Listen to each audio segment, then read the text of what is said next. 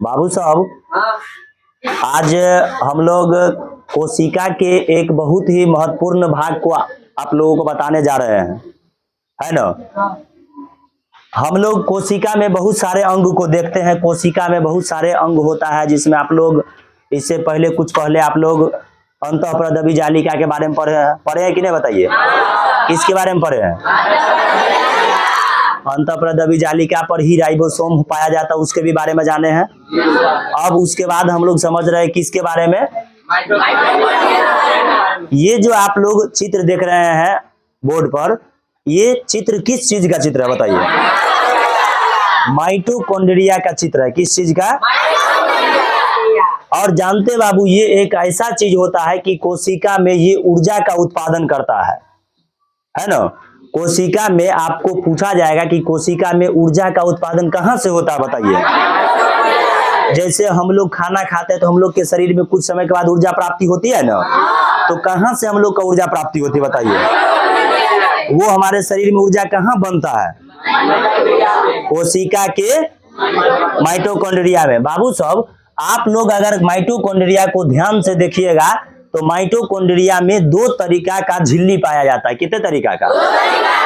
एक झिल्ली होता है बाबू जो बाहर से आप लोग देख सकते हैं, ये वाला जो झिल्ली है इसको हम लोग क्या कहेंगे, बोलिए। बाहरी झिल्ली कहेंगे। क्या कहेंगे। उसके बाद आप लोग जब ध्यान से देखिएगा तो माइटोकॉन्ड्रिया में एक सेकंड भी झिल्ली है बाबू, क्या बताइए उसको क्या कहेंगे। आंतरिक झिल्ली कहेंगे। जो द्वितीयक झिल्ली है, दूसरा झिल्ली, वो आंतरिक झिल्ली कहलाएगी। समझने में कोई डाउट है, समझ रहे हैं।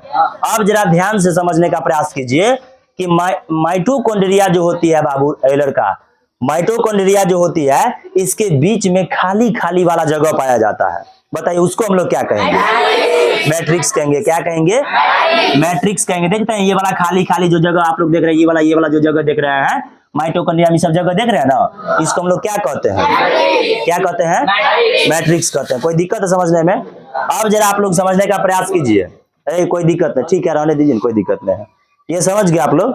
अब जरा गौर कीजिएगा आप लोग एक बात और, कि माइटोकॉन्ड्रिया के आंतरिक भाग में, माइटोकॉन्ड्रिया के आंतरिक भाग में आप लोग जब यहाँ देखिएगा तो एक प्रकार का उभार है और उस उभार पर कांटे नुमा संरचना पाया जाता है।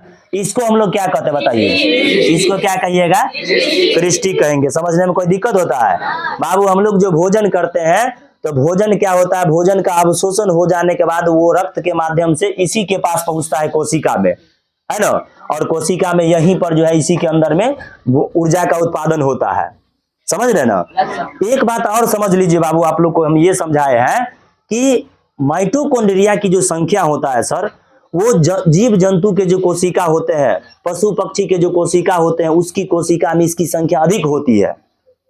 क्या होती है, लेकिन आप देखिएगा तो इसकी संख्या पेड़ पौधा के कोशिका में कम होती है ना।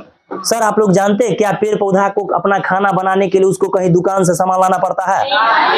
क्या वो जाता है खेत जोतने के लिए, क्या हुआ कोई काम करने जाता है। इसलिए उन लोगों को कम ऊर्जा की जरूरत होती है, इसलिए उसकी संख्या मतलब माइटोकॉन्ड्रिया की जो संख्या है बाबू, वो पेड़ पौधा के कोशिका में कम होता है।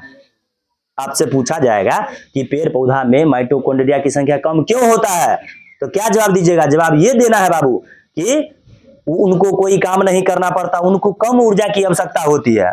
आप लोग बताइए, हम लोगों की तरह क्या वो दाल चावल चीनी दुकान से लाने जाता है, वैसे लाने जाता है, नहीं जाता है। तो उनको कम ऊर्जा की आवश्यकता होती है, लेकिन हम लोगों को अधिक ऊर्जा की आवश्यकता होती है। हम लोग काम करते हैं, हम लोग हार्ड वर्क करते हैं। पेड़ पौधा की तरह हम लोग तो नहीं एक जगह से खड़ा है। समझ रहे कि नहीं हो। तो आप लोग ये बिल्कुल एकदम समझ जाइए। तो आपको पूछा जाएगा कि जंतु की कोशिका में इसकी संख्या कितनी होती है। 10,000 भी हो सकता है, कोई कोशिका में वैज्ञानिक सब इनसे अधिक भी देखा है, तो 10,000 से आपको अधिक भी चेक कर लेना है, कोई दिक्कत तो नहीं है। अब जरा गौर करना है कि इतना बात जब आप लोग समझ गए तो माइटोकॉन्ड्रिया के बारे में और क्या ही काम है ना। यहीं पर इसमें जो है सो कोशिका का ऊर्जा उत्पादन होता है, इसलिए इसको कोशिका घर, कोशिका का ऊर्जा घर भी कहते हैं, है ना। इसी को पावर हाउस भी कहते हैं, इसी को कोशिका का जनरेटर भी कहते हैं। जनरेटर का मतलब क्या, जहां से ऊर्जा उत्पन्न होती है ना। तो क्या आप लोग माइटोकॉन्ड्रिया के बारे में इतना सभी बात को समझे हैं कि नहीं समझे हैं। अगर अच्छा लगा हो तो